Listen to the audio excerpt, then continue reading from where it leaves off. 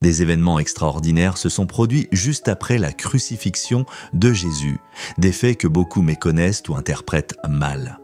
Dans cette vidéo, je vais vous révéler 5 manifestations extraordinaires qui ont suivi la mort du Christ, des événements si puissants qu'ils ont bouleversé l'histoire et continuent d'éclairer notre compréhension spirituelle aujourd'hui de l'obscurité surnaturelle qui recouvrit le monde, au séisme qui brisa les rochers et ouvrit les tombes.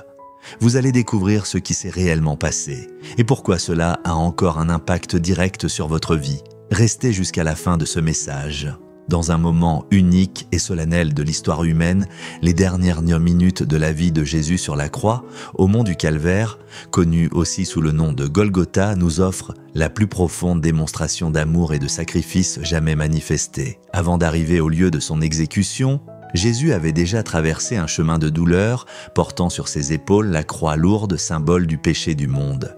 Cette marche n'était pas seulement un supplice physique, mais aussi une humiliation publique. Insultes, moqueries et coups s'abattaient sur lui pendant qu'il avançait, affaibli par les sévices qu'il avait subis. La couronne d'épines sur son front ne représentait pas seulement une blessure atroce, mais un signe visible du mépris et du rejet qu'il supportait jusqu'à son dernier souffle. Une fois cloué sur le bois, la souffrance de Jésus devint indescriptible.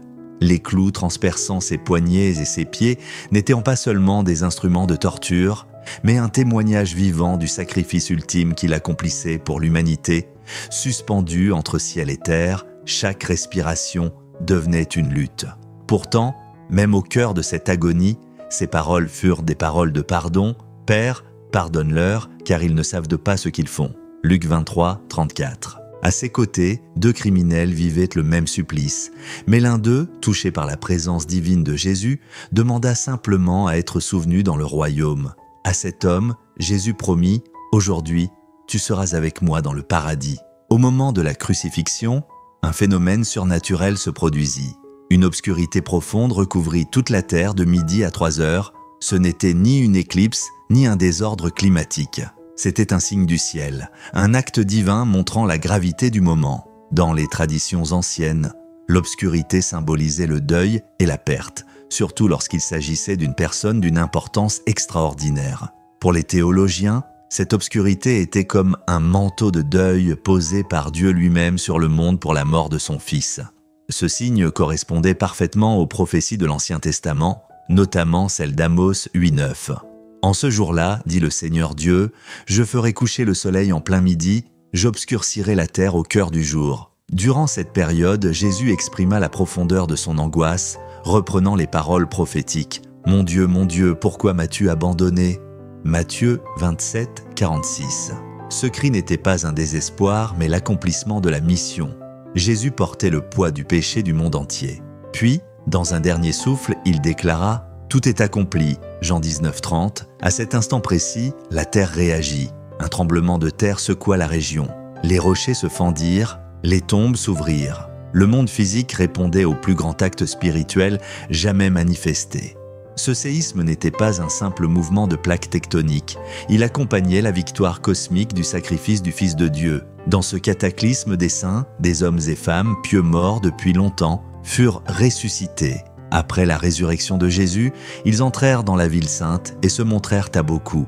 Un témoignage puissant et visuel de la victoire du Christ sur la mort. Cet événement n'était pas isolé. Il annonçait la promesse de la résurrection pour tous ceux qui mettraient leur foi en Jésus. Comme Paul l'explique dans 1 Corinthiens 15, Jésus est dans les prémices de la résurrection, le premier précédant tous ceux qui lui appartiendront. Un autre signe marquant eut lieu, le voile du temple se déchira de haut en bas. Ce voile séparait le peuple de la présence divine, et seul le grand prêtre pouvait y entrer, une fois l'an, avec le sang du sacrifice. En se déchirant au moment même de la mort de Jésus, ce voile annonçait la fin de la séparation entre Dieu et l'humanité. Le chemin vers la présence divine était désormais ouvert à tous. Hébreux 10 révèle que ce voile représentait le corps de Jésus. Par sa mort, l'accès direct à Dieu fut rendu possible. Enfin, au pied de la croix, un centurion romain chargé de superviser l'exécution fut frappé par tout ce qu'il voyait, l'attitude de Jésus, les phénomènes surnaturels, le tremblement de terre. Devant de tels signes, il s'exclama « Véritablement, cet homme était le Fils de Dieu ». Matthieu 27, 54. Ces paroles d'un soldat romain habitué à la mort et insensible aux émotions montrent l'immense impact spirituel de ce moment. Tous ces événements extraordinaires nous ramènent au cœur du message divin. L'amour de Dieu pour l'humanité, comme le dit Jean 3,16, « Car Dieu a tant aimé le monde qu'il a donné son Fils unique, afin que quiconque croit en lui ne périsse pas, mais ait la vie éternelle. » Laissez ce message remplir votre cœur. Louez Dieu pour ce salut offert. Et si quelque chose vous a distrait, je vous encourage à revoir ce message calmement. Les révélations bibliques qu'il contient sont puissantes pour faire grandir votre foi. Je vous invite également à découvrir notre vidéo où Jésus révèle qui il était avant la création du monde. Que Dieu vous bénisse abondamment, aujourd'hui et pour toujours. Amen.